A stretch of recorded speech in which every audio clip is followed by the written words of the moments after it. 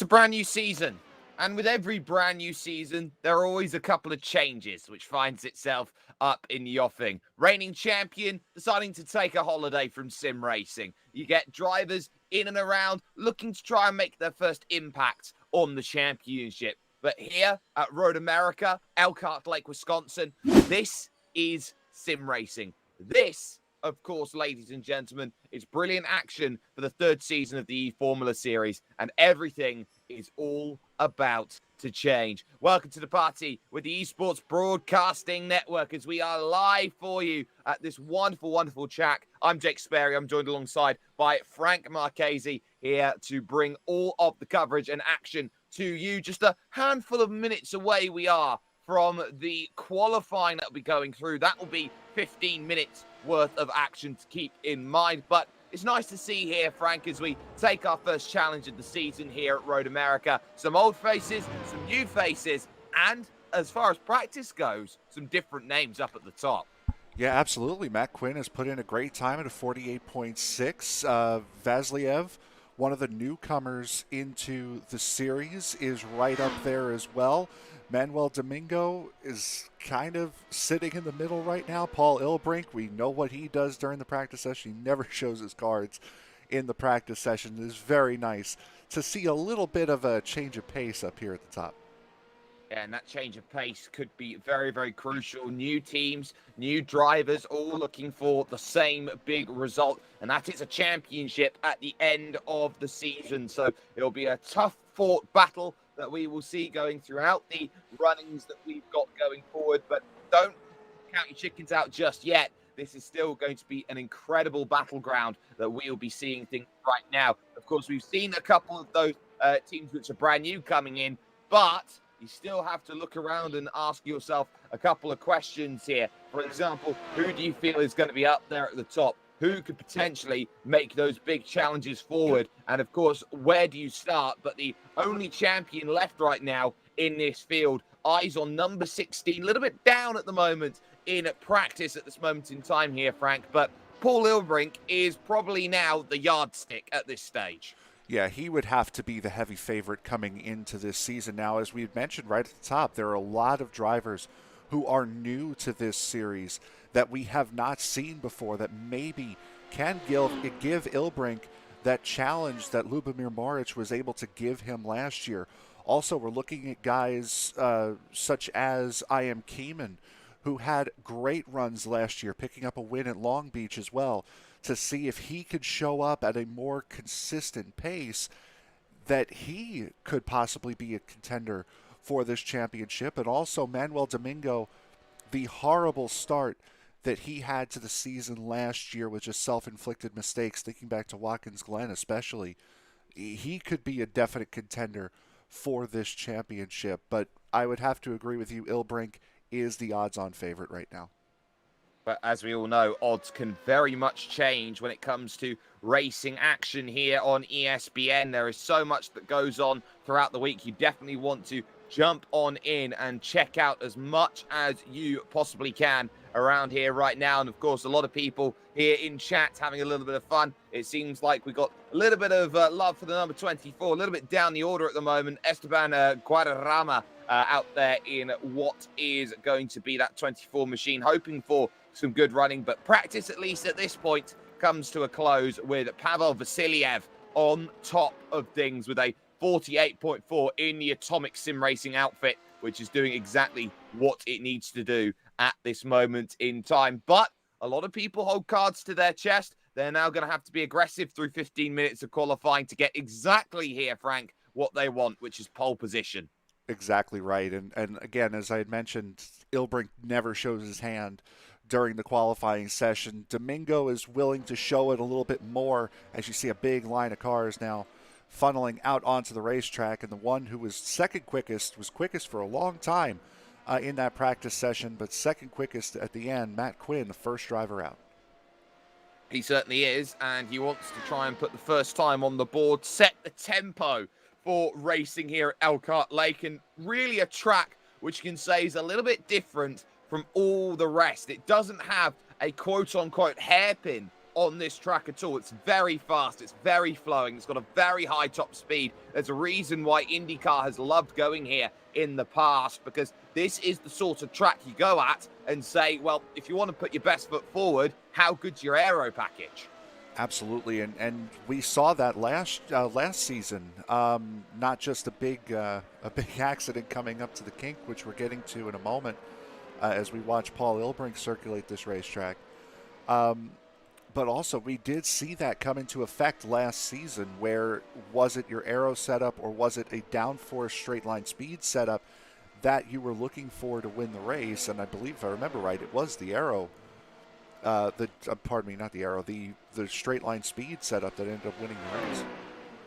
It certainly did, and these drivers know that they've got to put everything together on the setup. They've had about a month to figure out this car, figure out any changes that have come along through iRacing builds, to try and work out how to really maximize their attacking prowess here at the moment. Let's have a look at Matt Quinn on board for a flying lap of this Road America circuit. It's 6.44 kilometers. It's 14 turns worth of racing action, and over towards turn number 1 here. It's very fast right-hander. He's all the way down to about 190 Ks going through here is Quinn, before he now has to really go out there and attack the next sector here. Turn number 3 will come into play, and now you start figuring out, okay, Moraine Sweet comes along. You have great opportunities through to turn 1 and over, of course, towards turn number 5, which will be down the brakes here to be your 2 main zones of attacking and overtaking. Here, as you hit the brakes, you get that little bit of transfer from what was new to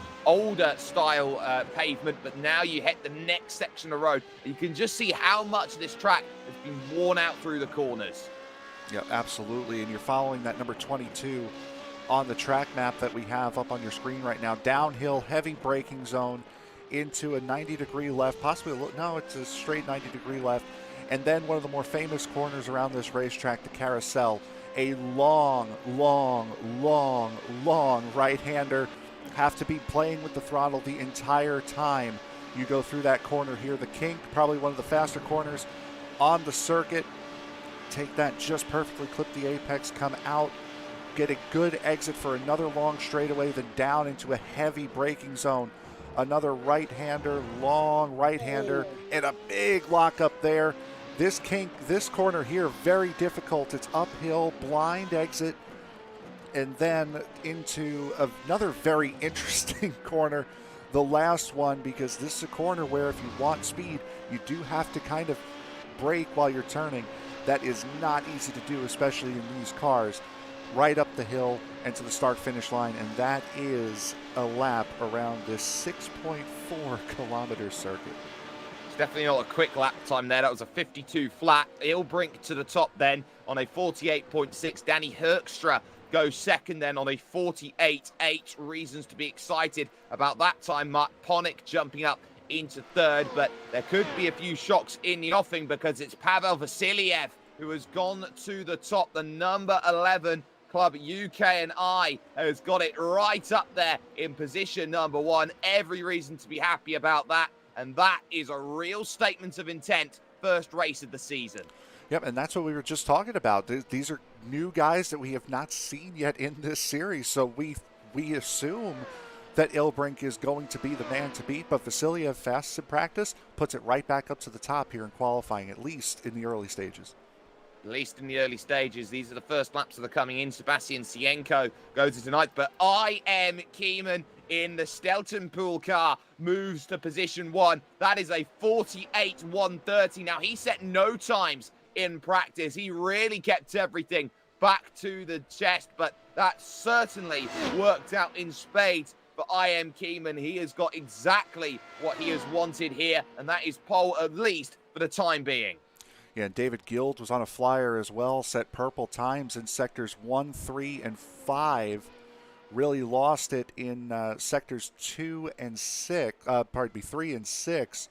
He jumps up into 4th place in that Tulip Racing machine. Yep, so still a good time, though. It was a 48.7, so reasons to be excited with 3 sectors in the purple to your name. All you've got to do is put everything together to make that happen. And Paul Ilbrink responds in kind with a 47.6. That's a wonderful lap that's come in. Manuel Domingo's first lap comes in on the board, and it puts Radicals online 1 and 2 with a 47.7, getting itself down in on the board. So some wonderful laps coming in. They have been the team to beat, we thought on paper, and to put themselves P1 and P2, that is exactly where they wanted to be. Yep, absolutely. So Lewis Hamilton and Valtteri Bottas, Ilbrink and Domingo go 1 and 2. Ilbrink's only purple lap time was in Sector 6. Everything else was just personal bests, just to show how good those two cars are. Absolutely. So Javier Alvarez in the only, what is going to be a fantastic positive sim racing machine. Boss goes fourth then, trying to get through. Keeman does improve his time, but he is out by 12 thousandths then compared to Manuel Domingo, remains in third. So right now it is the Dutch driver, followed by Manuel Domingo, of course, from Club Iberia then, and then following another Dutch driver in third position. It's all kicking off then in qualifying. We've still got 4 drivers yet to set times overall, but crucially, it's looking very nice and tight in the mid-pack as well. Just look how close it is between 9th and 12th place, splitting Matt Quinn, Max Chablis, Marcellus Bruning, and Esteban Guadarrama, because that makes that 4 within a tenth and a half. Now, we're watching Mark Bruning, who's putting in personal bests all throughout the lap. Danny Hoekstra goes fastest of all in Sector 5. Bruning jumps up to 9th. Hoekstra jumps up to 4th. And a little bit of a different look this year, by the way, for Marcellus Bruning in that newly minted Tulip Racing USA number 61 machine here, putting it up into the top 10. Jan Stentonpool as well, right there in the 33. Yeah, Stelzenpool then in the 33, running Hesketh colours, and is taking the scenic route right now, going through the final corner. So that will be a trip up the hill into the pits, or just an escape out to try and get another go out there on the books. This is a tough season to get correct. Of course, you don't really have much to play with in terms of instant points, and there are improvements coming in. Devlin puts the time down on the board. That's a 150.3, only good enough at the moment, though, for P17 out there on the board. But really, it looks quite interesting right now. Top 7 split right now by 0.6 of a second. I think we're in for a cracking season. Yeah, absolutely. These guys are very close. And I mentioned Keeman. He was one of the drivers. He was incredibly quick here, but was involved in that first lap incident coming out of the carousel just before the kink. Never really did get a chance to show what kind of run he could put on. And Danny Hoekstra, by the way, once again, fastest of all in the 4th sector, might have just invalidated his time coming out of that last corner. We'll have a look and see whether that is an invalidation from Danny Hoekstra. He is down a couple tenths of a second, and he does make a little mistake going through the final corner. Has to really correct through as he now takes the rise up the hill. Is there any improvement for him right now? The answer is no, because the lap was indeed invalidated coming over to the line. We are through what is now nearly 10 minutes here of qualifying. They are long laps around this place. Mark Ponick finding improvement to a 48.3, so that puts 8 within 0.7 of a second, making things really interesting to move forward. And you still got 3 drivers here. Alexander Roggenbach is one of them who hasn't yet set a time in the 70, making a charge over towards the line. Hopefully a good lap time for his first representative. It is a 55.8 though, which indicates outlap. Yep, 4th driver just getting into the 1 minute 47 bracket. Pavel Vasiliev just put in a time at a 47.974. So it's not just the 2 Radical cars that have found the pace, and Keeman. Vasiliev is in. Hoekstra's 4 1,000ths of a second off. Guild is 4 100ths of a second off. These guys are incredibly quick, and now Alvarez jumps up into P4 at a 47.85. But crucially, none of those times have disrupted the front 2 of Paul Ilbrink and Manuel Domingo, who feel quite happy at the moment. Domingo probably sweating bullets on that front row. He's not got much time to play with at this moment in time to feel comfortable, to feel happy with the lap times that have come in so far. Of course, they are allowed to finish laps, and Dave Gill's actually just gone for a spin as he was gearing up, coming out to turn number 6. Back steps around, so easy to do. Yep, absolutely. As we just saw Domingo cross the line. Here's Ilbrink going through the carousel. These guys not on personal best laps. They might be trying to use this lap here to possibly time it to where they are the last 2 to cross the line coming over that 15-minute mark.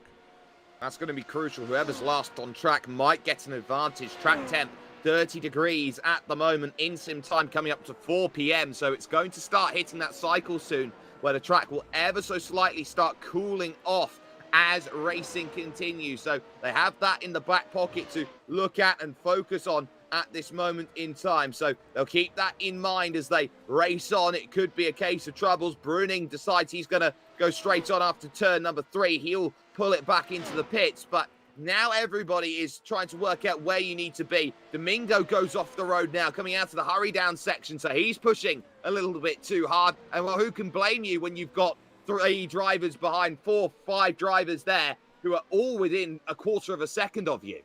Yeah, and you do have to think, though, that is impressive how close these guys are, but it comes down to racecraft. These guys aren't going to be able to put those laps down every single circuit around the racetrack, so you got to focus on racecraft as well, not just fast time. Domingo has shown that he has fast race pace, but been a little sketchy with the racecraft, especially last season. Oh, not ideal for Ilbrink as he was trying to gear up for a lap. Ruggenbach was nowhere on the power coming out of turn 5, so that's sometimes what you have to deal with in terms of traffic. Ilbrink will surely get at least 1 more lap, maybe 2 if he's lucky, as he will make a charge over for the line. So we'll keep an eye out on this as they go through. And what I'm keeping an eye out on is this very distinct and clear divide between the top drivers in the field and the mid-pack, because there is a gap of 0.7 of a second between Mark Ponick and Marcellus Bruning. Yep, absolutely. So this appears as though it's going to be a tale of 2 races. Now, there are 2 drivers that have not yet set a time, Jens Stentenpool and Christoph Busi. Those guys have not yet set times that are on track right now, setting those times. Be interesting to see where those 2 mix as Busi goes right up into the top 5 with a 147.9. Ilbrink is on a couple of purple sectors, sectors 2 and sectors 5 for Ilbrink, so he might be extending this lead here. He definitely might, so he's looking really strong here as Ilbrink. He'll come to the line. It is an improvement. It is a 47.515. He's got himself nearly 0.3 of a second to play with in the back pocket. Every reason to be excited, and he's got 1 more lap because there is a minute and what is going to be 10 seconds on the clock for everyone to try and find those improvements. Mark Ponick comes to the line with a 48.387. Javier Alvarez goes second on a 47.6. Yeah, got a couple of good long straightaways with the draft of Ponick, so that certainly would have helped the pilot of the number 7. We only saw him once last year, and I believe it was at this circuit. So Alvarez certainly knows this place, had a great run here last year, is looking to do it again, starting from P2 for the moment. Position number 2 right now, but not a guarantee. There is still time for those lap times to be changing. Over to the line goes Manuel Domingo. He will get over with just about 27 seconds left on the clock. That's a 47.8. That's no improvement. Herkstra moves up then to P3 as he puts a 6.95 down on the board to really put everything into perspective here in terms of those times. It's a long look at the final corner. Busi's going to put it hard in the wall. That will be that then for his qualifying, and he won't get it to the line. So first one over the line. Checkered flag's going to come out on Matt Quinn, who is in 10th position right now. So here comes the focus as they now try and go through. Hasn't been good through the first few sectors, but as he charges to the line, he does improve by half a second there. That's a 48.4 over the line. Devlin to a 49.5 doesn't improve on position as Ilbrink got an extra something left. He put 2 tires in the grass on the rise up the hill, and he does. 47.475. What a lap he's got in. Bruning then goes to the line, puts a 48.8 down. He jumps Jeff Browning then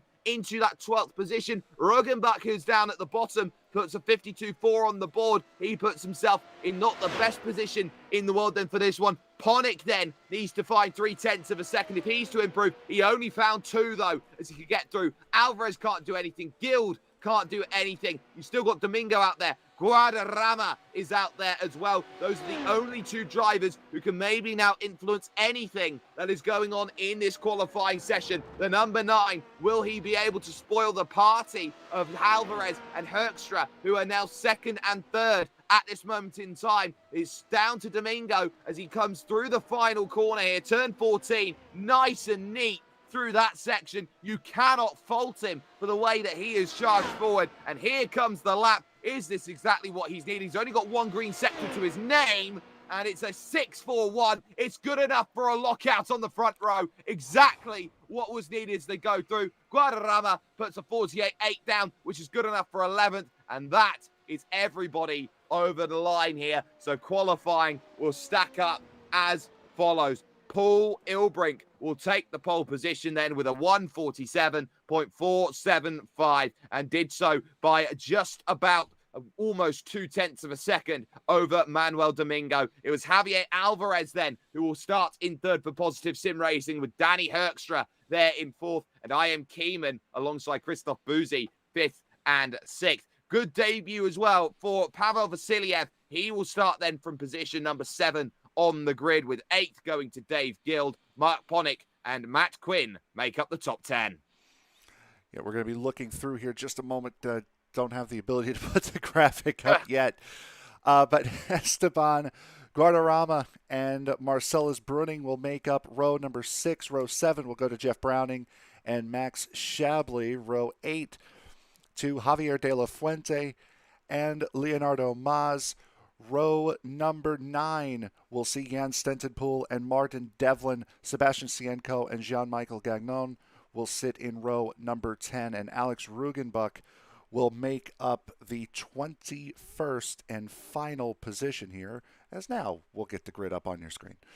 Absolutely. So you can have a little look and see exactly where everyone is then on the grid. Such a wonderful qualifying session that we have had there. Everyone looking to try and improve, but Paul Ilbrink just had a couple tenths on everyone else then, as he has traditionally done when it has come to qualifying. But as we all know, you got to put pressure on early, and this is a tough start here, Frank, to this sort of race because of how narrow it is. 3 wide is pretty much an impossibility. It's a narrow racetrack at the start. It's also an incredibly long run down to a tight corner. So there's a lot of things that are playing against these guys at the moment. We made it through fine last year. We didn't have the big wreck until after we had gotten through the carousel last year. So this year is going to be interesting to watch as well. Well, it's going to be all about trying to be cautious but aggressive, if there is ever a term to say it, because you've got to be cautious about how you place your car around, but you still need to gain places, and that's going to be the vital factor as they sort themselves out here at Road America. This race is about an hour and 5 minutes in length. It's got the maximum time. It's going to be a 31-lap event, and everything on the horizon is going to come down to how much pace have you got and what can you manage with as you challenge. So the work being put in right now, it is those 2 red machines on the front of Ilbrink and Domingo, and they will be hoping that their start is going to work in absolute majesty for them at this moment in time. Everyone getting themselves situated. There's the green flag, and there is the getaway. Pretty even. Alvarez immediately coming over to cover then, as Domingo now will start to challenge. Hoekstra was there in the grass, and that allows I Am Keeman then a chance to look for the inside. Domingo side by side with his teammate here into turn number 1 as they go through, and they have all nicely managed to avoid that. Hoekstra, though, has found himself in the gravel through turn 1 with nothing to work with. Everybody funnels around him pretty nicely as they go through turn number 3. The battle still continuing, though, at the front. 1, 2, 3, and 4 going through. Domingo getting it done on the outside then of Paul Ilbrink. Yeah, and a very good run now coming down into one of the heaviest braking zones on the racetrack. Ilbrink looks to the inside, has the position. He will get it, but he'll clip the curb. And Ilbrink now sliding backwards, keeps the car going in a forward straight direction, but will fall from a battle for the lead up into 7th as Jan Stentenpool was not able to make it down into that corner. He still, though, has all of his bits and pieces on him in that 33. Yeah, he certainly does. Had a spin going through turn 3, so that's when Stentonpool fell into a few troubles, but Domingo leads. Alvarez second, and I am Keeman with an issue here at the carousel, trying to go through the corner and follow. He's had to try and gather the rear back up again, and he's done very well to keep that off of anybody right now, as here comes Ilbrink with an opportunity. He's looking to attack Dave Guild here in that car for position, and can he find that? No, not yet, into Canada. There was a lot that happened behind Paul Ilbrink as well. Javier De La Fuente had a big moment that we're going to show you right now. This coming down the hill into the hurry-up section, tries to get under the 63 of Bruning, ends up running into the back of him. Hoekstra runs into it, and a lot of guys piling up towards the back of the field. That has put Danny Hoekstra down into last position right now, needing to take a tow. Yeah, and out, which will really hurt Danny Hoekstra, who knows what he's available to do. So a couple of spinners, nowhere that some drivers are able to go. It's very easy to be involved in an incident like that, but at least at the front, it is 2 away at this moment in time. The work needing to be done over the course of this race. There's someone off in the gravel. That's Matt Quinn who's in trouble. He was in 9th position, and he has hit the back of Mark Ponick. So both of them colliding together, and they both skitter off into the gravel. Yeah, we're just looking at that. Ponick has jumped into the pits. Let's see what happened with these two. This is going down the straightaway, and 2 teammates just, boy, Ponick hit the brakes a little bit earlier. Quinn wasn't expecting it, and right into the fence they went. Yeah, and it's that easy to be involved in an incident here at this circuit. And you also have to remember, over the course of this race, you do not have many incident points to play with. You only got the 10 to try and make sure that you are doing everything you possibly can with. I am Keeman now behind Paul Ilbrink out on circuit. That is a pass down the inside of the carousel, which was wonderfully concocted, with Keeman just running a little bit wide going through that corner before. Ilbrink does not say no for an answer, and now he's saying, I want another one for an answer, because that is Dave Guild losing the place. Yep, Guild losing the place. Keeman's right there. Also, Mark Bruning is right in that battle for the 5th position, as well as Ilbrink trying to make up for that mistake that he made on the first lap. And think back to last year, he's also trying to avenge what happened to him at Zandvoort in the season finale, his home racetrack. He is certainly going to be looking to avenge that, as Christoph Buzzi sets the fastest lap of the race and jumps up into 3rd. My word, they closed up on the back of Dave Gill quickly there, and I am Keeman had to anchor onto the brakes. That puts Bruning through the position, and Ilbrink is gone from this group now in 5th position. He is flying away. That very nearly ended in tears. There has been a change as well, mind you, for 3rd place as through in towards turn number 1. That was Christoph Buzzi there that we saw go through. Pavel Vasiliev 4 position. So there's the changes going on. Top 2 comfortably together right now. They've got 1.7 seconds over the rest of the pack. It's Domingo and Alvarez, 2 drivers who know each other very well.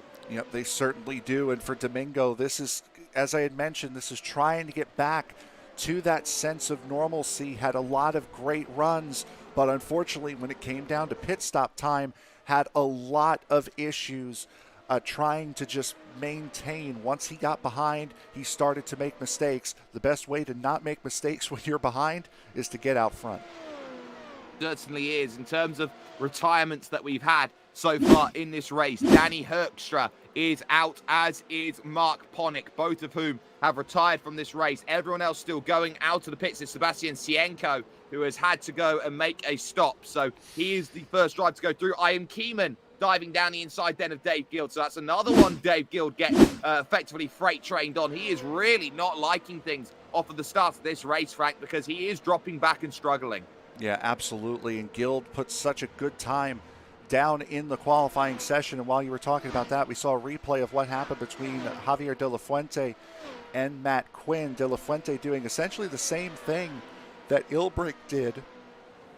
As now here comes Guild with the run down this long front straightaway here. Can't quite make the move going into turn number 1. And Matt Quinn just getting involved with De La Fuente's sliding car. Yep, so De La Fuente in a bit of trouble over the course of that, and that's going to bring Matt Quinn down into the pit. So second incident that Matt Quinn has been involved in. There's a bit of battling side by side as Jan Stentenpool makes the move on Alexander Roggenbach. That is a change for 14th position out on track, so every reason to be happy about that little move coming into play then at this stage. So all about consistency now, finding a rhythm over these 31 laps. We're on lap 4 of this event at the moment, and that pit stop cycle should be opening up somewhere for about lap 20, 21. That's probably when we're going to be seeing the most likely Bruning and Keeman come around. Guild has to stop, and 3 freebies go through for Max Shabley. Yeah, and that's really unfortunate. We will go back to it here. Really unfortunate for I.M. Keeman, who's had so much pace, and as I had mentioned, had that issue on lap 1, and boy, Keeman just runs right into the back of Bruning, and Guild, unfortunately, getting involved in that. But you're right, Max Shabley, dare I make the pun, not too shabby on the move.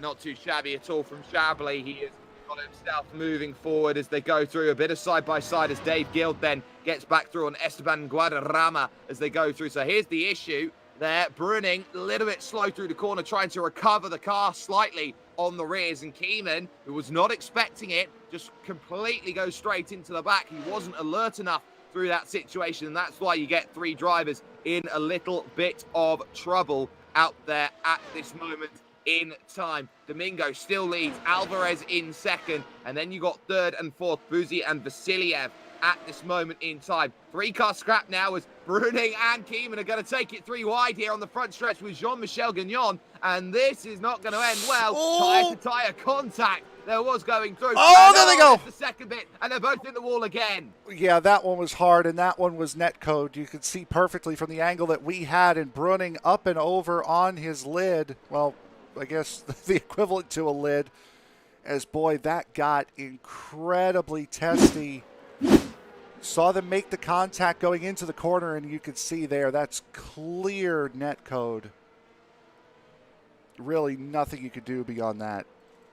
Both drivers are pointing at each other, saying that's your fault, no, that's your fault in terms of that incident. Well, it doesn't matter. You can both have your handbags and glad rags as you wait on pit lane, because both drivers now out of the race, and those are big points that you can not get back. Yes, that hit was netcode, but you really have to say all of it came along from contact and trying to take that very risky 3-wide approach going into that section. So they have to be very, very careful with the way that they work out how they now next challenge on that next race. But the focus will be on a spin for Christophe Buzi, who's gone around from 3rd place. Yep, that is Christophe Buzi. As we rejoin live, we're just showing replays of that incident there at Buzi. This is towards the back end of the racetrack. I believe that's Canada Corner, yes? Corner.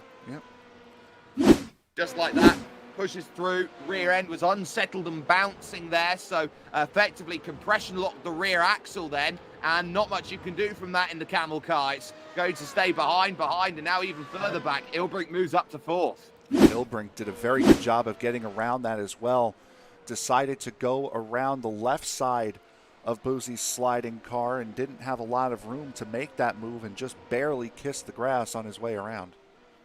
I'm keeping an eye out here on the battle for the race lead, and I'm noting here that there have been many opportunities for Javier Alvarez to go and make that overtake on Manuel Domingo, but he has deliberately decided to sit back and wait here in this sort of race. Just save a little bit of fuel, save some tyre if he can, and just wait for those opportunities, because he knows there's no point going out there trying to make the move right now when they only have 8 DRS activations for the course of the race. They can just sit back, they can hope that they can find opportunities later on, and for Javier Alvarez, he knows Manuel Domingo inside and out. Domingo used to be a part of his team. Yep, absolutely, and Alvarez he'll fall back to about a half a second like what we're seeing right now, and then he'll catch right back up. My question would be, we talked about what kind of setup you have. Does Domingo possibly have a more high top speed friendly setup than Alvarez, or could it possibly be the other way around? Alvarez right now, as you mentioned, just very patiently sitting there in the second position, not putting Domingo under too much pressure, but certainly letting him know he's there. It's zero risk sim racing at the moment from Javier Alvarez, and he knows that at this stage on the front of the field. So work being done at this stage to chase down that gap. You can see it's been 0.3 of a second there or thereabouts over the line for the last handful of laps. They've been trading very, very similar times, and the only difference there was 100th of a second between them over that last lap through. Dave Guild has been overtaken now by Christophe Bouzy, who now moves back into 7th position in this race. And we are now with 5 retirements so far from this one. Danny Herkstrom, Mark Ponick, Matt Quinn, Ian Kieman, and Marcellus Bruning, which is a very, very unfortunate part of racing here, because this is not Tilke design. You know, if you go off, there is no way you're saving it. Yeah, no, unfortunately not. And for Hoekstra, who did such a good job putting it in the top 5 in qualifying, made the mistake running a little too wide in turn 1 at the opening lap, and then just never got it recovered, unfortunately, for the driver of the 91. Worth noting who some of your biggest movers and shakers are in the field. Max Shabley is up 9 spots from 14th up to position number 5. Martin Devlin finds himself in the top 10 and is doing a great job. He's up 8 places, as well as Jean-Michel Gagnon, who is up 9 positions overall from 20th up to 11th position. We are seeing a lot of drivers profiteering off of those mistakes in the early goings. Drivers just trying to be aggressive, trying to find those moves. Yep, absolutely. And these guys all working their way up through this field thanks to just being able to stay on the racetrack and avoid the incidents. A very easy way to gain positions around road course racing, especially here in this sim, is to just wait for the driver in front of you to make a mistake, because it is inevitably going to come. Want to look at the team battle here really quick, because while we knew Radicals Online with Domingo and Ilbrink were going to have a very good day, this is the debut for Atomic Racing, and Pavel Vasiliev and Max Shabley running right now 3rd and 5th. Those guys are having an incredible day in their debut here in this series. They absolutely are, and they are proving that they are worth it. We have also had a change of position for 6th place, as Esteban Guadarrama has been overtaken by Christophe Bouzy for position. So Christophe then getting it done on the run to Canada Corner through the Kettle Bottoms, and that is a very nice and accomplished move that he has managed to get himself into that position. His recovery also starts now, and that's the key. A lot of drivers now thinking about recovery and how many points I can get back, more rather than how many points am I scoring. Yep, and that's unfortunately another part of road racing, is that you have to focus on that. If you make a mistake, then it immediately becomes a recovery drive and trying to learn from the mistake that puts you in the situation that you're currently in.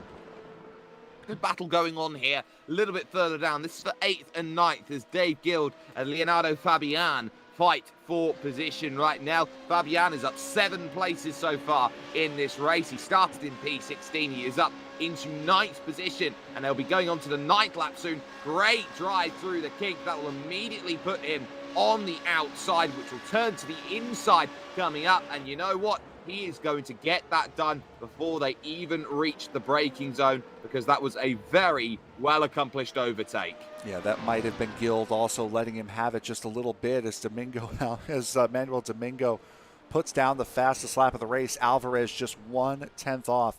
We saw how similar the lap times were on the graphic a couple of laps ago. Look at, again, these guys are still right on top of each other. 500ths, dead even on lap 5, 100th, a 2/10 little gain there for Domingo, and only a 100th, pardon me, on lap 8. These guys are running identical times. Shabley's off. Max Shabley from 5th position, going off all on his own at turn number 1. Goes through the right-hander, and then on the exit, the back stepping out every stage of the way. He noses it into the tires and just about keeps the rear away. Boy, and didn't hit that wall all that much, too, which is very good, and hit it with the corner of the front wing as well. And that little scrub there at the back half shouldn't have any shouldn't have a toe issue Guadarrama's around. on that car. And yep, you're right. Guadarrama's around. Ooh, and trying to get it back in order in that number 24. Trying everything. The back steps out up the hill through turn 6. And then he tries everything to get it back on track again. Issue being, he's trying to put the power down on grass. So he took another bite trying to get through. He falls now behind Max Shabley, funnily enough, in terms of this one. So a little bit of hurt going on then in the early stages of this race. And really, it's catching out pretty much everybody at this moment in time. They've got to be so alert to some of the issues they've got in this race. But I do want to point out that Manuel Domingo right now is doing just enough to extend that gap. Another 0.2 that lap by means he's got 0.7 of a second. He's at risk of breaking Javier Alvarez away. Yep, he just set the fastest lap of the race to be outdone by his teammate by about 100th of a second, Paul Ilbrink. So those guys are both very much on the run. Only 5 seconds separating the first 4 drivers, and then there's Christoph Boozy, who we saw had that issue. Otherwise, he would be right up in this mix as well. Oh, he certainly will. And there have been a few issues out there on circuit over the course of the racing. There has been a little moment as well for Shabley, who has decided to let 3 drivers through. He's just trying to finish the race now at this point. So now all of a sudden, you've got Jean-Michel Gagnon up 10 places. You've got Jan Steltenpool there just behind in 11th place. But crucially, they're all fighting to get by Esteban Guadarrama, who is there in 9th and trying to recover back through this one. So those drivers, 3-car pack, all trying to figure out where they need to be. Yep, absolutely. And nice little livery there for Gagnon and the late 90s Williams machine, back when Williams was actually a serious threat for the championship. Nice to see that broken out. You don't see that too often. 98, 99 levels there of Williams livery that you can see right now. Of course, back when Ralf Schumacher and Alex Zanardi were part of a Formula One team. But now you've got Steltenpool still trying to stay there and stay relevant here in the battles. But it is a battle 1st and 2nd, 3rd and 4th at the moment. It's Domingo versus Alvarez. And very soon, it'll be Vasiliev versus Ilbrink. Yep, absolutely. And these guys have done an absolutely fantastic job. We've seen incidents throughout the first 11 laps of this race, first 10 laps of this race, but still very good battling, very good close racing still all throughout this field. And you just mentioned it. Domingo is starting to pull away from Alvarez a little bit. I'd said that Alvarez will usually fall back by about 1/2 a second and then get right back up to him by the end of the lap. It's now falling as far as 7 to 8 of a second is that 7, but he's starting to get back up now. Well, it would have been fastest lap for Javier Alvarez if it wasn't for the hard-charging Paul Ilbrink, who is now on the back of Vasiliev at this moment in time, doing a really, really good job. Shabley, meanwhile, in the background is dropping more. He's now lost the place to Jeff Browning, and he is really struggling with the damage there to the front. Off the road is Sienko getting out of the way of lap traffic there for those in front. So Sienko now will be a little bit of a problem driver for those in front. And really, Vasiliev is hoping that he can try and defend this one against Ilbrink on this run to Canada corner. Needs a good kink right now, but Ilbrink, using all of the road, will now move across, and Vasiliev was only going to give him 1 lane if he wanted to make it happen. They're now going to have to be careful on the brakes, and Ilbrink has to pull back into line because of Sienko on the inside. Trying to find that reverse camera angle off the back of the car, not having any form of luck with that. Unfortunately, sorry about the flips in the camera there, but you're right. Very good defensive driving from the 11 of Vasiliev, trying to prove in his first race here in this series that he is going to be a threat. Yeah, he is, but here comes Ilbrink now. He's got the run in towards turn number 1, but look at this. Vasiliev has got more than enough at this stage at 262 on the brake. So I think Ilbrink, once again, just like last season, has set that up to be very good in the middle sector in comparison to Vasiliev, who looks very, very good when it comes to a straight line. And Ilbrink, the first and only driver to get into the 48-second bracket, a 48.84 for Paul Ilbrink. Compare that to Vasiliev, who ran a 49.57 that last time around. So I would have to assume one, maybe two pushes of that DRS for the pilot of the 16. We have had a retirement. It's Esteban Guadarrama. He's come together with Gagnon, who both of them ran into each other going through turn 6. It was Guadarrama who got himself out of shape, and Gagnon eventually lemming off a falling cliff. At this stage, found himself in a similar position. Gagnon has been able to keep it going, quite crucially. He's now behind Max Shabley in 12th place, but ultimately for Guadarrama, that is not ideal at all, as he now finds himself in a world of trouble. Gap looks like it is about to break, though, at this moment in time between Domingo and Alvarez. Yeah, it certainly does, as these two going down into Canada corner, very close between Vasiliev and Ilbrink, by far and away the closest battle on the track. But you're right, Domingo is starting to break away from Alvarez. He's finally gotten that gap up over a second now. Could this be a little over-conservative driving for Alvarez? Are his tires starting to fall off, or is Domingo starting to use that button? He's been about 0.3 of a lap quicker last time. Those two run identical lap times. Alvarez just 0.003 of a second quicker that last time through. So Alvarez starting to push the button again as Ilbrink overtakes Vasiliev. Yeah, good move into turn number 1. Paul Ilbrink has been sitting and waiting, got himself alongside at 260Ks and decided to pull the pin and get the move done on Pavel Vasiliev for place. So Vasiliev drops back now into 4th position. Ilbrink up onto the podium, but Vasiliev now might try and get this one back here into the next section. Thought about it on the brakes, but will not do so. Very, very crucial. And what's also worth keeping in mind at that last lap there, Frank, it's the fact that both Domingo and Alvarez set both their fastest laps of the race on that last lap. Yep, they absolutely did. So that would tell me that these guys are running 49.5s, 49.6s. Up at the front, they're running maybe 49.4s and 3s to set a 0. That tells me that a DRS button was pushed by both of those guys at some point throughout the lap. So these guys now are really starting to get after it.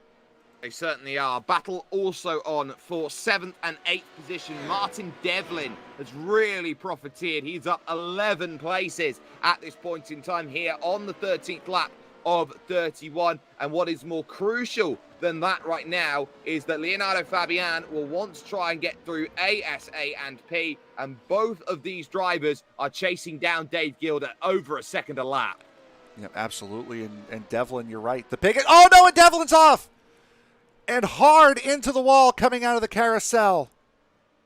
It happens so quickly at the carousel. You could be turning. You got one small wiggle there, Frank, and he's in the wall, and there goes all the good work.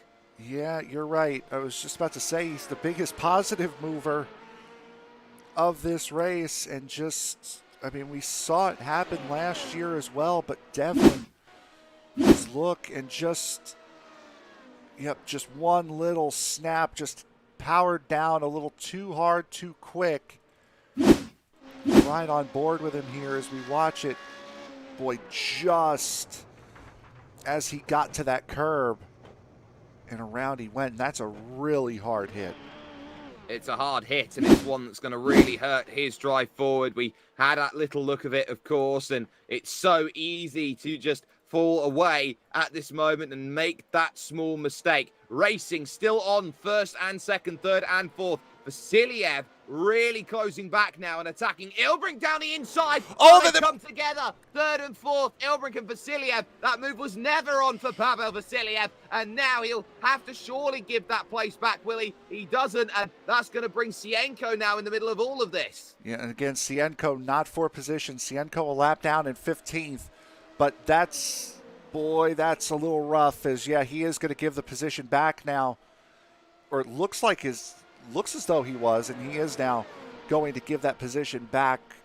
Great sportsmanship by Vasiliev, but you're right. That's a move that, especially in your first race with these guys, that's not a move I would have been too keen on making. especially when you're tangling with the only champion in the field also, you know, it's almost like you're going up to the biggest boss in the room and saying, hi, I just spattered your coffee cup right now. That's not ideal in terms of the way that he wanted to make that happen. And now they've dropped all their time, and it's pretty much guarantees race of 2 for the victory. Domingo versus Alvarez. It was just under half a second that last time they crossed the start-finish line, and that is going to be a really, really important part of this race. On cue, Pavel Vasiliev then dives down into the pits. He's had enough of racing like that. He will look to try and make something happen. Also in, Dave Guild and Leonardo Fabian. Welcome to Pit Stop Central. Yeah, and that's a smart move there by Vasiliev to just bring it into pit road. The damage is already done. See if you have any other damage on the race car to get off of it. Guild in, Maz in, Devlin coming out now after his repairs, and Vasiliev coming out of pit road almost got run over by Stentonpool. He moved over quickly, trying to make sure he stayed ahead. That was not the easiest way to go through. He knew he was quicker than Stentonpool, didn't want to fight side by side, but that was a little bit egregious there from Vasiliev then as he moved over to the right-hand side. It was almost a case of he wasn't looking in the mirrors. Who was coming along? He was taking that line, whether you liked it or whether you lumped it at that moment in time. That was very, very clear in terms of the way that that move was concocted at that stage. But the key is now, when do you pit if you're the front two? We know that overcuts tend to work a little bit better, but surely it is in the ballpark of Alvarez, who has been there behind, to keep himself in the mix. Yeah, we just showed the replay of that rejoin from Stentonpool's point of view, and I have no idea how Stentonpool put the binders on quick enough to not just completely demolish the back end of Vasiliev's car. That was heads up driving by Stentonpool, as 1 and 2 right now are about as close as they've been in the last 5 or 6 laps. They certainly have been. And also you have to talk about this as well here, Frank, that Jan Stentonpool did a really good heads-up job because, because as they get close here in towards turn number 5 and they're not going to be close enough to see any moves, because I Am Keeman is out of this race, and that is Jan Stentonpool's teammate. Yes, it absolutely is, and fortunately couldn't get that on the graphic in time, but Stentonpool, you're right. That is big for team points, especially. Has a nice little chunk of points and would have been even better if it wasn't for the issue between Keeman and Bruning. But now, boy, Alvarez must have made a mistake because he has fallen right off the back. Yeah, he very nearly spun the car at turn 6, but was able to keep it going in a straight line, and as such the gap opens up, and it's those small mistakes where you have to use all that fuel in reserve to catch back up to Manuel Domingo, ASA and P in this race. Into the pits now, Alexander Roggenbach and Javier De La Fuente now deciding it is their turn to come into the pits, as Dave Guild has now been caught by Leonardo Fabian. Yeah, absolutely is. Try to find it here. Unfortunately. Yeah, Guild, pardon me, we were watching, my goodness, we were watching that Guild getting around Fabian, coming out of the final corner, up the hill, and into turn 1. And boy, those two getting very out of shape in a very interesting spot going down into turn 5, but Maz not able to close up on Guild. Not yet anyway, and that's the crucial fact. Not yet able to close up and make that move. He's stuck there in the range, but we are in the pit stop window, so there are opportunities to do this one the safe way, and that's sometimes something that people don't understand about having a pit stop in a race like this. It's actually safer, and I would say tactically more astute, to make an overtake in the pit stop than more rather going out there and trying to make it happen on track. Box to overtake, get that undercut as Alvarez has made yet another mistake. This is as far back as Alvarez has been all race long, as Cienko has had a big problem in that number 87. That's at turn 2, or pardon me, turn 3. That stupid little kink between 1 and 2 is considered turn 2. Oh, I like that little kink at turn 2. Don't be mean. Shouldn't be a turn. Sebastian Cienko doing a really, really okay job. But going through turn 2 into turn 3, everything then just not ideal as things go through. Sometimes it just doesn't play out the way that you hope it does. And hopefully the instant points aren't going to be too much heavier from that point for him. So still a lot more to come along then in this race. And of course, we're keeping an eye on the times that Pavel Vasiliev is running in comparison to Paul Ilbrink. He's doing 49.5s at this stage compared to 48.8 from Paul Ilbrink on that last lap. So I think it's very clear for Vasiliev. He's running along with Christoph Bouzy here and hoping that he can still hold on to 4th place. Yeah, and that was also partly because Vasiliev was having to battle with Jan Stentenpool and has finally put him to the side. Domingo putting down a 48.81, gets into the 48s for, I believe, the first time in the race for him. Alvarez now down by 1.7 seconds. Ilbrink, these guys are going to start coming into the pits soon as Bouzy now is going to come into the pits, and this could be 4th position done and done for Vasiliev. Well, this is now about how good Christoph Bouzy is going to be on his stop. He'll be searching for everything that he has possibly got at this moment in time. Devlin has managed to get the car back out and going again after his hit. So crucially, he's still out there on track and circulating at this moment in time. But the key is, where is Vasiliev? As in comes Stensenpool. There goes Pavel Vasiliev going through. But you can see Christoph Bouzy, he's not a million miles behind Pavel Vasiliev right now. That will still be cause for concern. It certainly will be. And we're seeing a pit lane delta of about anywhere between 46 and 50 seconds, depending upon how well your pit entry is, your box entry is. So there's a good 4 seconds of play there, and right now Vasiliev is well within that 46-second gap at the low end of the pit stop delta to be able to overtake Paul Ilbrink and get himself into the 3rd position through this set of stops.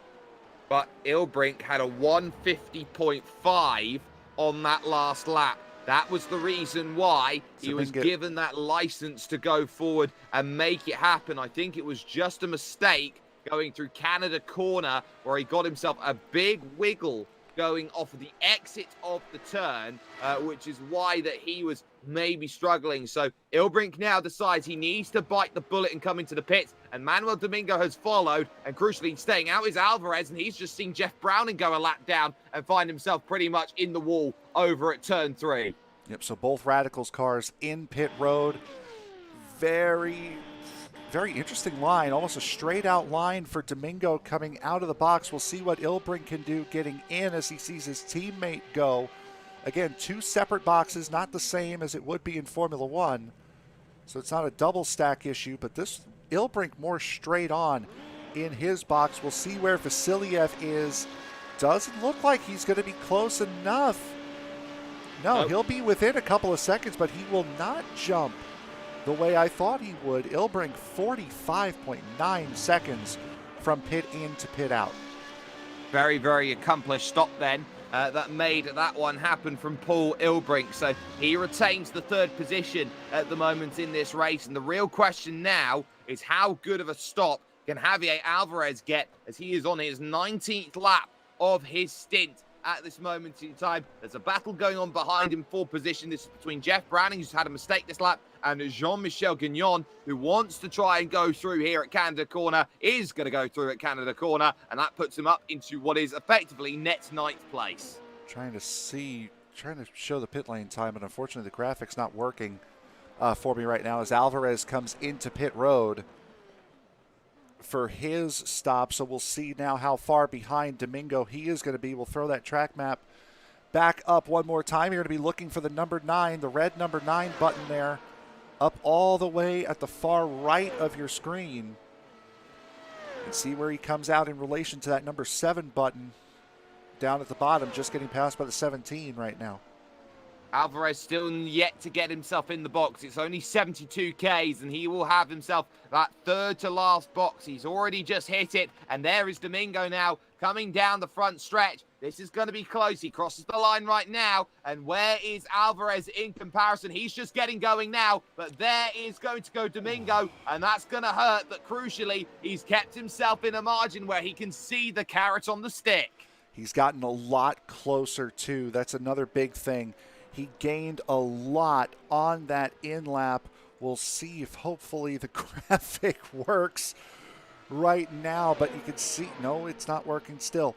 Pit lane time for Domingo, a 47.98. Pit lane time for Alvarez, a 45.98. Alvarez's pit stop was a little bit slower, but 2 seconds quicker from in to out on pit lane. Tells you all you need to know about how aggressive you can be on the brakes, on an uphill braking zone coming into the pits. That was the crucial factor that puts Javier Alvarez now in prime position to attack Manuel Domingo overall for the race victory right now. Third position currently is Paul Ilbrink. He came together, of course, earlier on with Pavel Vasiliev, who is in fourth, and you've got Christoph Bouzy then rounding out the top 5 as things stand at the moment, but still a long way to go in this race. It's only a handful of laps, and we've got another little battle, it seems, out there on circuit between Javier De La Fuente and Max Chablis. Yep, a little bit ahead of them, Jeff Browning and Jean-Michel Gagnon also having a battle, but up the hill, there's Chablis and De La Fuente coming up the hill. Good little scraps all over this racetrack, all race long, too. It's 1 or 2 cars, but these guys have been staying together the entire time. And that's been the key, the way that they've been staying together, the way that you have a small battle here and a small battle there, and they've been just trying to work hard and put themselves into play. Chablis has been as high as 5th place in this race. He is down, of course, now in P12, and it's about to be unlucky 13. If the run is good from Javier De La Fuente, who's looking to the outside to make it happen, but Chablis has it covered. And this, of course, being a draft-centric track, he's looking every which way is De La Fuente, thinking about it up at turn 6. Door left wide open by Max Chablis, and he can't get it done. It's a very good defense going into 5, and with how awkward turn 6 is, uphill, flat corner, that's a very difficult corner to try to make a pass. Very difficult corner just to try to keep your car under control under braking. Surprised that he would even attempt that move, but a very good job by Fuente not to make it a big issue.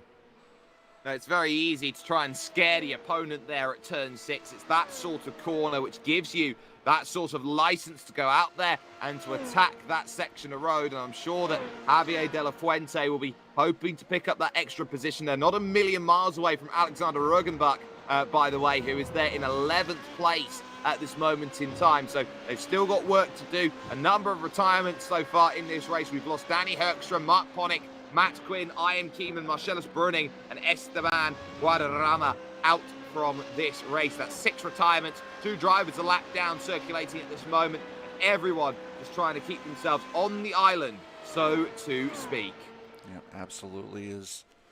Closest battle on track right now is between Browning and Gagnon, which you see right here. This is a battle for the 9th position between these two, but Domingo and Alvarez, these two keep trading blows, and it's coming down to, what, 10 laps to go. It's going to have to come down to blows at some point here, because Alvarez has certainly been on a great charge all race long. You know he wants to get this win. You know he wants to get close enough so he can attack that position and maintain with something that he's got. How much does he have in reserve of a push to pass, so to speak? To get himself he goes off. There goes the chance. Just like that. Outbreaks himself at turn 5, able to keep it on the island, but it's as easy as that to get it wrong here at Road America, and he slightly misses his braking point by 10 meters, and he goes sailing 20. Ilbrink went off as well, I would have to assume, down at turn 3. I'm going to see where Ilbrink goes off here. Oh, no, this is the final corner. Stuck behind the tree. It looks like he went off in the final corner. right before going up the hill and lost a bunch of time. So it's still just a 2-car race here, but this is by far and away the biggest lead that Manuel Domingo has had all race long at 3 seconds.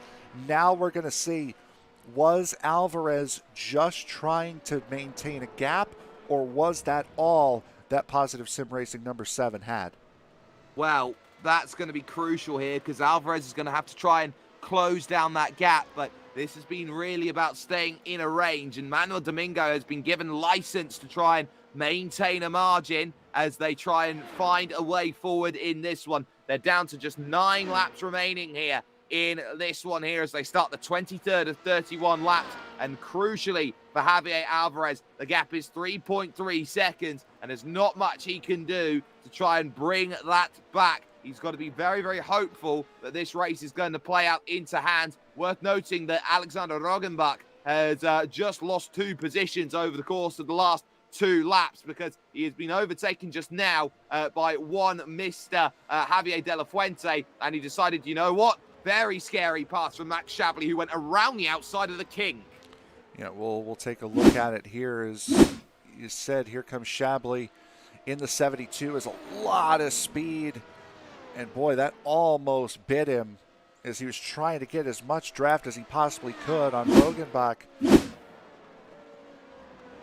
Just could not quite get it done. And it appears as though Domingo is the dominant car because Alvarez has now lost a further 0.7 of a second. There's all you need to know. Maybe it's just consolidation mode now for the Positive Sim Racing driver, making sure that this is going to be a result where you could say second position, still nothing to shake a stick at. Of course, Alvarez didn't have much luck when it came to this track a little bit earlier on in his eFormula Series career. So he's still got a lot more to try and prove. We know he's quick. We know he's talented. But at this moment in time, he is trying every which way to make sure that he is finishing this race. And that is the first protocol for every driver out there at the moment. Finish the race. Do not get yourself involved in anything. Yeah, and this is the first time in some time that we've seen Alvarez. It's, I believe, again, I think it was this race in Season 2 was the last time we saw him, and that was the only one appearance that he made. His teammate, or his suspected teammate, Manuel Hoyer, not here. And remember, the last time we saw Domingo and Manuel Hoyer on the same racetrack, that race ended very quickly in only turn number 3. So this is a big jump and a great showing from Manuel Domingo, who through all of the self-inflicted injuries that he had last season has come out of the box here in Season 3 and looks as though he has a win. But we've seen this play out last year. Remember the season opener at Monza last season, last lap, second set of chicanes. It was a Positive Sim Racing car knocking Domingo out of the way to get the first victory of the season. Domingo looks like he has this race a little bit more in hand. Got to manage the traffic nicely. He's through on Roggenbach there to put him a lap down. He'll have De La Fuente and Shapley in the not too distant future to focus on next. But really, you could say at this point in time, everyone now starting to find their gaps in this race and making sure they are trying to get themselves over the line and finished in this sort of event. It's been a very hard-fought one, a lot of incidents early on, and some great recoveries up through the field. The 77, for example, we kept very quiet on Christophe Bouzy after his moment that he had out there on track. And, you know, after what was effectively a moving day like the Masters is doing right now, really, you could say, Frank, Christophe Bouzy is very much stuck in 5th position. 5 seconds in front is Vasiliev, and he's got 24 seconds back behind to Dave Guild. Yep, and this is another guy who last year we saw how much pace that he really had in that car. It's just the consistency. The same thing with I.M. Keeman. It's the consistency, one, to show up, and the consistency in the races. That was his biggest problem last season. He certainly has the pace to put on a championship caliber run. Vasiliev also really chopping down on Paul Ilbrink's lead. Lost a half a second that lap, but still Vasiliev putting on a great showing in his first attempt here in the eFormula Series.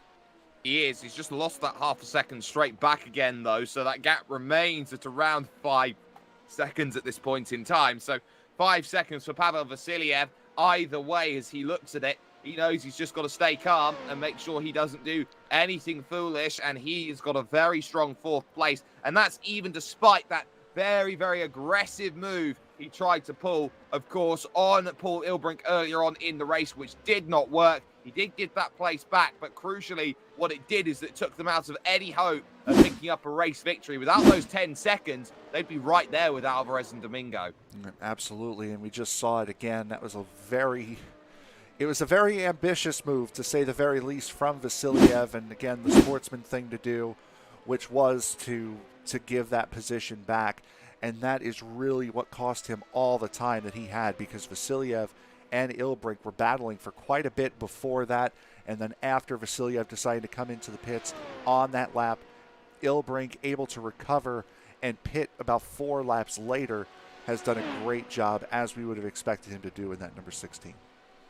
Lap 25 then, about to start for Manuel Domingo. We are 6 laps away from the end of this race, and he is running some great times. It's a 49.4 that he puts down on the board on that lap. Another 2/10 over Javier Alvarez. The gap extends now to 4.2 seconds then in this one, as this is looking more and more likely that the number 9 is starting on the right foot. And this is the key for Manuel Domingo and his season. He's got to start off strong and then maintain that gap, because we saw when it started to go wrong in the first place for him at the start of the last season, Frank, it all just completely fell apart like it was effectively papier-mâché in water.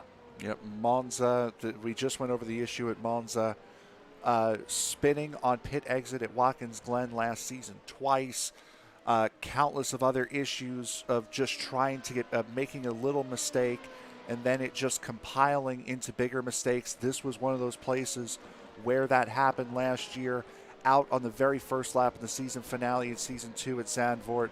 We've seen him have so many issues in that number 9 to start this race off, to start the season off the way he has, was under pressure from Alvarez all race long, handled it to perfection. Alvarez made the mistake, and now he's starting to grow that gap.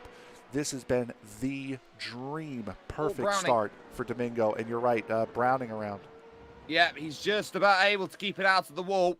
He gets it back going again. He's gonna have to take it into the pits now, because I think he's gone over 10 incidents then. So Jeff Browning, he'll take a free trip down the lane.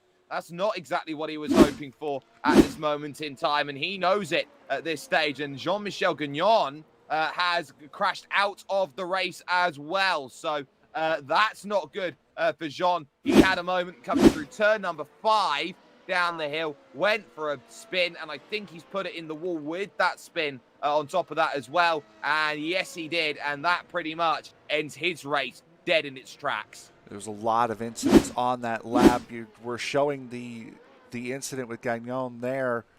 Boy, just realized it too late, and we almost saw Ilbrink do the exact same thing at the start of the race, but he recognized what was happening immediately and locked it down and was able to keep it out of the wall. De La Fuente, we saw, also went for a ride going through the carousel. The back end stepped out and was able to catch it. And then, as I had mentioned during qualifying, that very difficult final corner, you get it wrong going through the final corner, there's not a lot you can do. It's a very intriguing braking zone, to say the least, and that's what caught Jeff Browning out. Certainly did, and now Jeff Browning finds himself a little bit further down the order. He's now behind Javier De La Fuente out there on circuit, which puts him down now into 12th position. It promotes Alexander Rogenbach up into the top 10. Oh, Ilbrink's that off. was Paul Ilbrink going for a little bit of a moment just in front of him. He lapped him, went into that next section, coming out of the hurry down section, and then through to the left, just took a little bit too much out of it. Yeah, and now we were also watching Max Shabley also going off there through the hurry down section. We had missed it, but we'd seen him slow in that number 72. But really an inconsequential mistake at the moment for Ilbrink, still 5 seconds ahead of Vasiliev and a good 10 seconds off of Alvarez, who continues to not quite hemorrhage time, but is certainly losing it. He certainly is. It's just the case of losing it by halves, I would say, at this moment in time, because Manuel Domingo is just doing everything that he needs to. 49.1 meets 49.1, 4.5 seconds to play with, and now 4 laps to go here at Road America. There's not much that you can do in this sort of scenario to make something happen, to find a big change, and it is worth noting that we are only down to 8 runners on the leading lap at this stage. Jan Stentenpool in 8th position is that driver who is looking to try and hold on to that leading lap status, and that's just another testament to how quick those drivers at the front have been. They have absolutely blitzed away. Yeah, we had said it in qualifying. It was really the top 8 or top 9 really. After Boozy set his time, it was the top 9, and then it was about 0.7 of a second to everybody else. Now, there are a lot of drivers that were in that top 9 that are either out of this race or have run into multiple issues, but Stentenpool has been right around that area, and Stentenpool's done a fantastic job here in this race to be able to maintain his lead lap position running in 8th. He's up 11 places in this race, which is tied for most gained with Leonardo Fabian just in front of him. He started 16th. He's up into 7th. And, of course, Alexander Rogenbach at this moment in time, who started 21st and is on for a top 10 finish at this stage, which will have everybody smiling, of course, over with his team and all the work that he's putting in, of course, right now. So Manuel Domingo has himself 3 laps to go before he can taste virtual champagne at this virtual race circuit. But, of course, there are still pressure points out there on track. Crystal Boozy hasn't given up Pavel Vasiliev here. That gap is only about 1 corner, so I'd say about 3 seconds at this stage. Yeah, you can see that gap. He's taken out about 0.8 of a second on Vasiliev over these last couple of laps, and Vasiliev having to deal with the aforementioned Alex Rogenbach here on this lap. So that time is going to come down even more as you see Vasiliev flash by on your screen. Took another 0.5 second out, but now Boozy is going to have to deal with Rogenbach and see how easily he can get around him. He's not closing quick enough. He's relying on a small mistake out of Pavel Vasiliev to end this race outright. So that's going to be the focus, at least for that portion of this race. But there's not really much else that you can say or do right now in terms of how this one is going to be finishing out. There is still not long to go here in this one, and they'll be hoping that those 1 positions here and there, they will count a lot between now and the end of the season. We saw how you have to be consistent, how you need to consistently score those points, and really, this was not what we were expecting from the opener here in this race. This has been really here, Frank, a race of very high attrition. Yeah, it certainly has, and it's also a testament to going back to last season, a testament as to how you have to have good races every single time out. Ilbrink had one really bad race last year at Long Beach, used that as his drop week, would have gone into the final race of the season up 3 points on standard points alone, but Moric decided to drop a higher finish, then decided to drop a finish as well over Ilbrink that gave him the 3-point advantage. So Ilbrink, thinking that he was going to go into the final race with a 3-point lead, ended up at a 3-point deficit. So it just goes to show how consistent you really need to be to try to trump that that incredibly strategic drop week. And that drop week will really come into play later on in the season. We'll keep an eye on that the longer that this season comes into play. But the big crucial fact is that we are down to 2 laps to go at this point in time. And Manuel Domingo now has 6.1 seconds in his back pocket to go out there and play with, at least in this scenario that he finds himself in. And he's doing a fantastic job of keeping himself calm. There is a battle that's going to be going on right now for 11th and 12th. Jeff Browning just took 2.2 seconds out of Javier De La Fuente. Yep, De La Fuente had an off at some point, and I would have to assume that Alvarez has shut it down. Domingo just put in the fastest lap of the race at a 48.60. Alvarez responded with a 49.66. So Alvarez, seeing how comfortable he is with Ilbrink so far behind, a gap now second position, a gap now of 10 seconds, now 11 to Ilbrink. The top 3 is pretty well set right now here with 2 to go. I'd have to assume he's shutting it down now.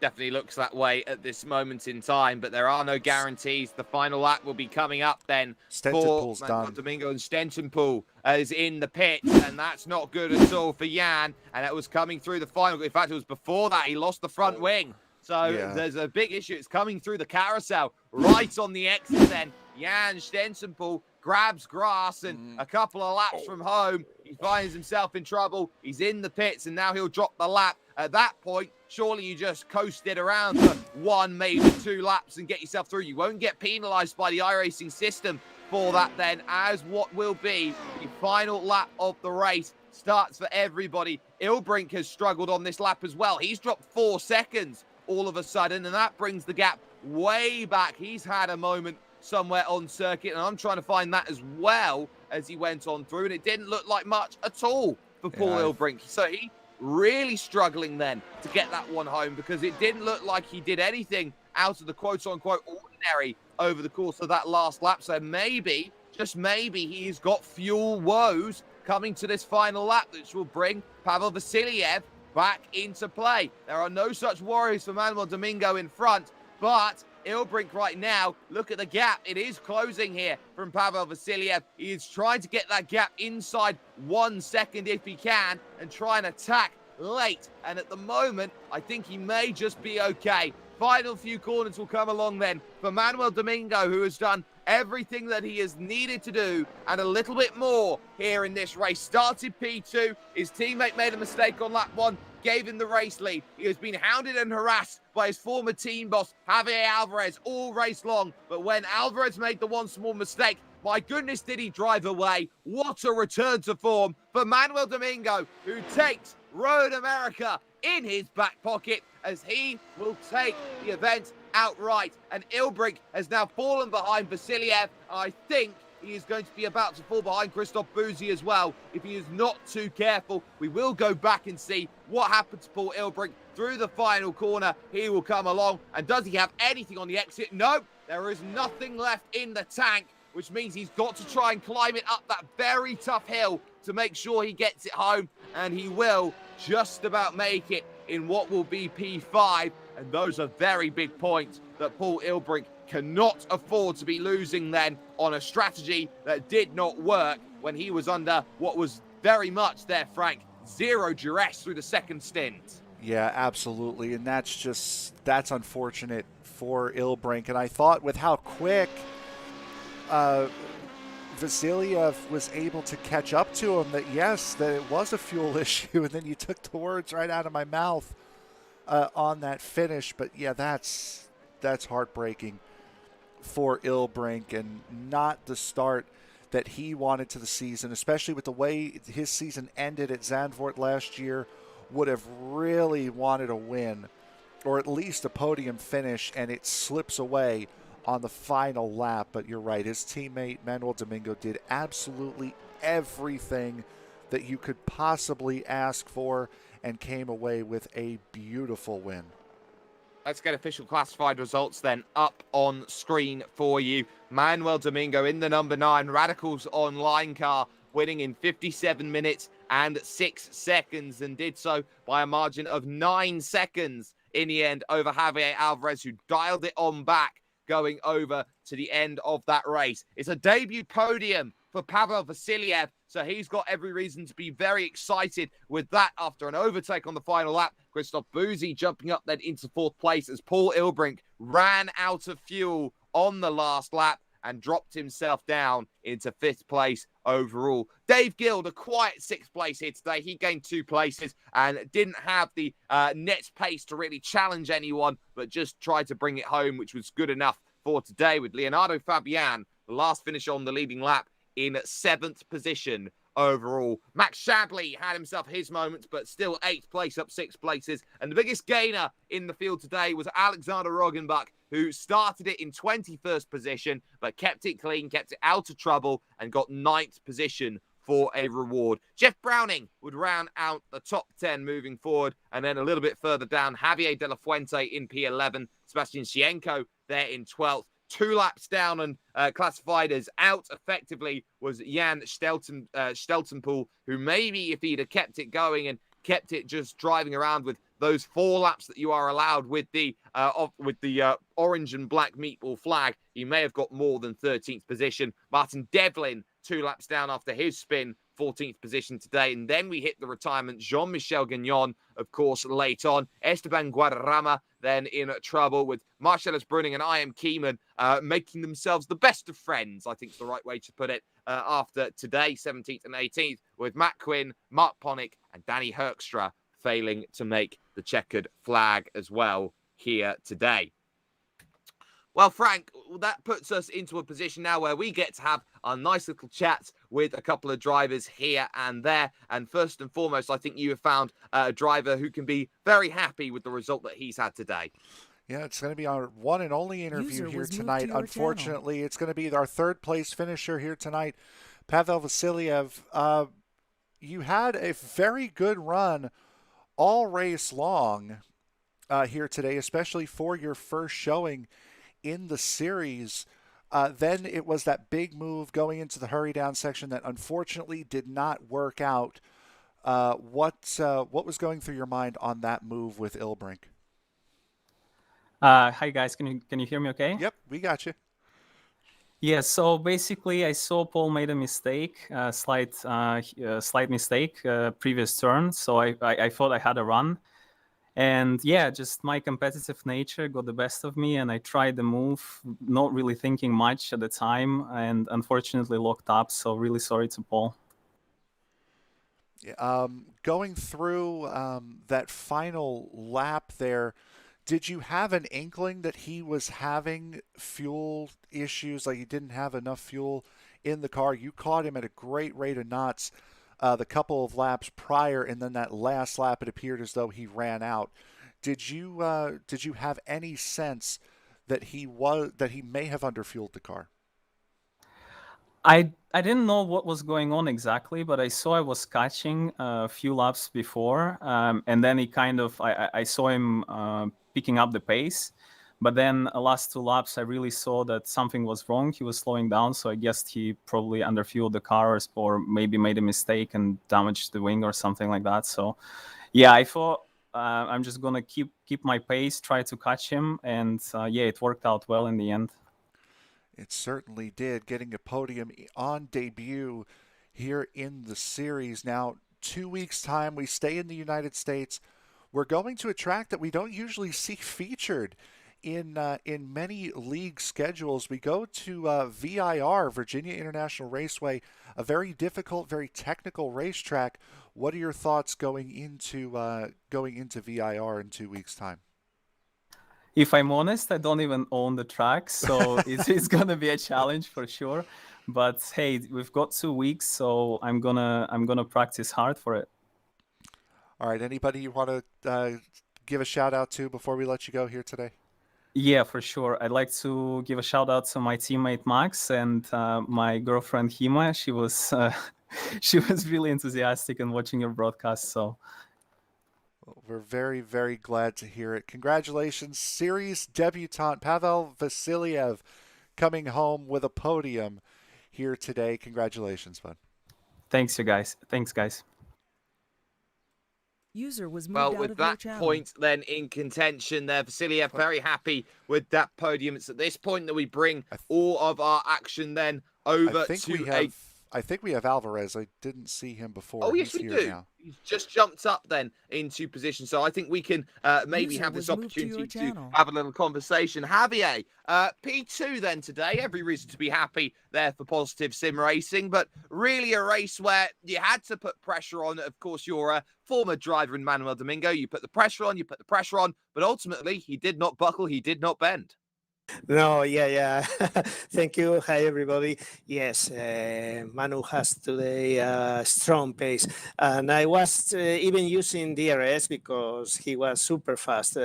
I thought he could make a mistake eventually, but on the other hand, in the first half of the race, I didn't want to push a lot because I wanted to open the gap with the guys behind. So from the point of view of the strategy, I was very, very happy all the race. Well, every reason to be happy, every reason to do quite well, especially when you go from a situation in the team where Lubomir Moric decides he wants to have a sim racing holiday, so to speak. So effectively, it's next driver up, and it happens to be the boss. So you put yourself in a position, there's two very quick drivers in Ilbrink and in Domingo. You know that you've got to put a lot of work in terms of the racing action to be happy with the position that you find yourself in with. Did you feel like preparation was going to be good, and did you feel like you were happy with the run that you managed to put today as the sole driver that you were there with for Positive Sim Racing? Yeah, definitely. The question is that Tim and Greg are in the Australian time zone, so they can race here. For me, this championship is really very good because the drivers, the environment. So I told them, even Jose Pleguezuelos, I asked, "Are you ready for this championship?" But yeah, the only one who could do it could be Lubomir, but Lubomir now is in a well-deserved sabbatic. So I decided to start alone, but I probably will try to combine anyone else. But my work was based on the Lubomir's work and the team's work. So I mean, it was not starting from scratch. It definitely wasn't starting from scratch, but now you got the focus, which is coming along. VIR will be the next circuit on the calendar. So a track which is very, very technical and almost very similar in some respects to Road America. Do you feel like this is just going to be an evolution of the setup from one place to the next? Well, to be honest, I think I only have made one race in Virginia so far, so it will be a challenge. But for most of us, for this car, will be a challenge definitely. Well, the floor is yours here, Javier. It's a second position overall. Shout out sponsors, anyone you'd like to thank. Okay, thank you to you guys. Thank you to the broadcasters because this is excellent. Also to the organizers because this league is amazing. Congrats to Manuel. He was struggling to enter in the team speak. I would try to help him to translate because he did a fantastic race. Thank you to my team. Team Delisle, Greg Olson, Lubomir, Jose Pleguezuelos. We are very happy all together with these Formula cars, and thank you. Javier Alvarez then picking up second position overall, and Frank, that gives you the race winner. User was moved out of your channel. User was moved to your channel.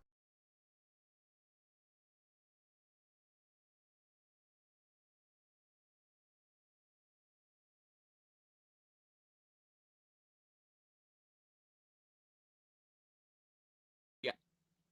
User left your channel. Also, Frank, I think it's quite important to say if we can bring Javier back in, Manuel does not actually speak English, so we'll have Javier to translate from Spanish to English. User was moved to your channel. User was moved to your channel.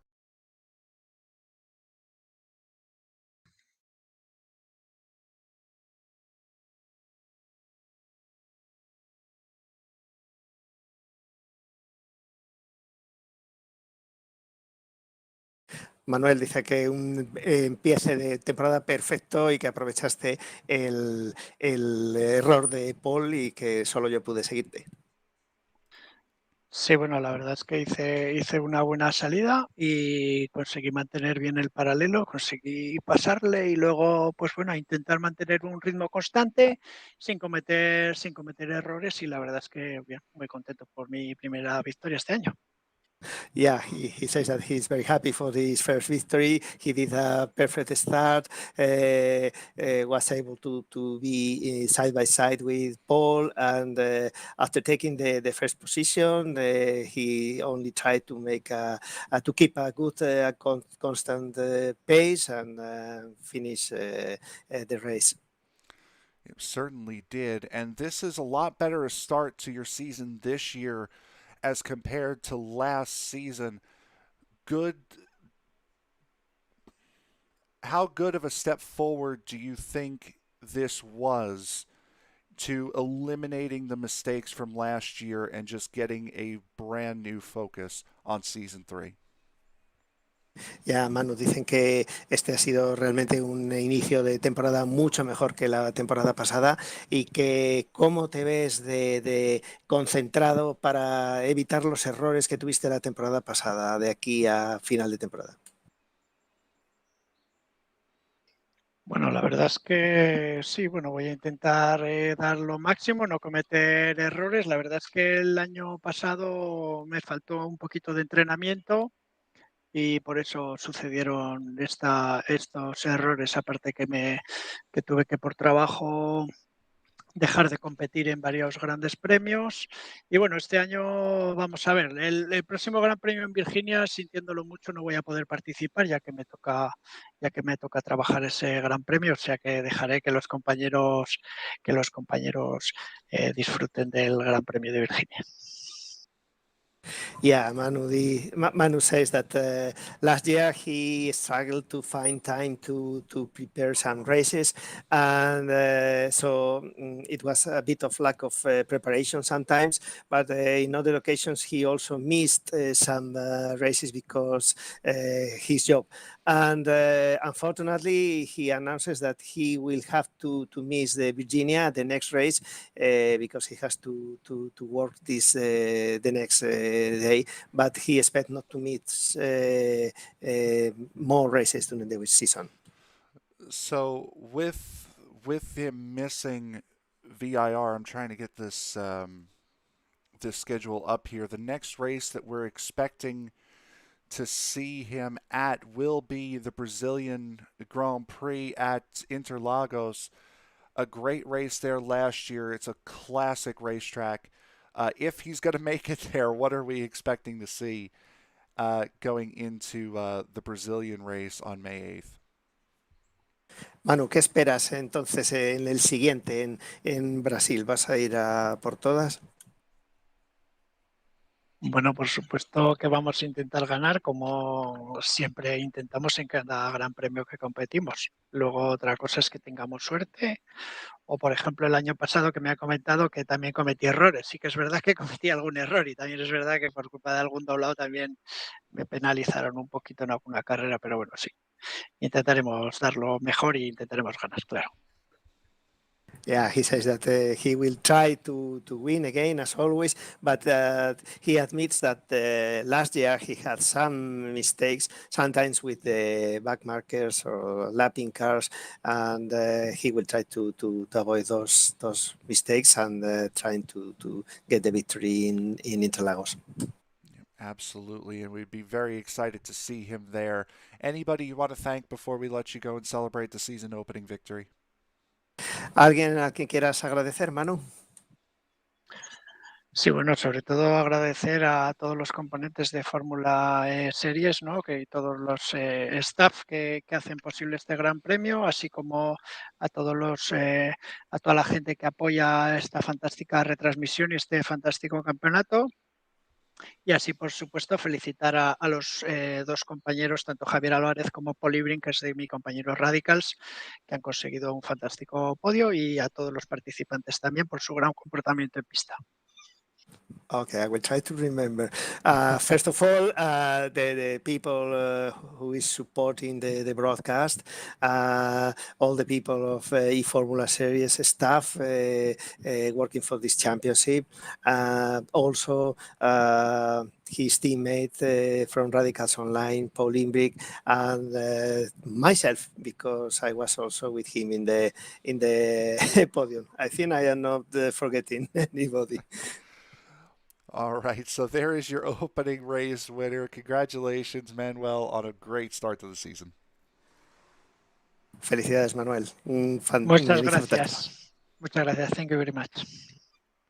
User was moved out of your channel. So that User then was moved will out of your bring channel. everything over to a close with some wonderful action that we have seen and some wonderful work that has been done overall. Of course, there is more action that will be coming up a couple of weeks from now as we'll be moving to the Virginia International Raceway minus a championship leader. Worth keeping that in mind. A massive thanks, of course, has to go to everyone who's been getting it done here today at the eFormula Series race here, the American Grand Prix. at Road America. You've got Frank Marchese, who's been on the cameras and on commentary with me here today. My name's been Jake Sperry, and well, that for Manuel Domingo will be one that will give him a very, very nice smile. It's always very difficult when you get into a very tough rut after last season. It can be very easy for that form to go the same way. But at least for today, it looks like everything worked out the way that it was supposed to. More to come on the horizon, though. So much more racing to come along with ESPN, the Esports Broadcasting Network. But thank you very much for joining us, and we will see you soon.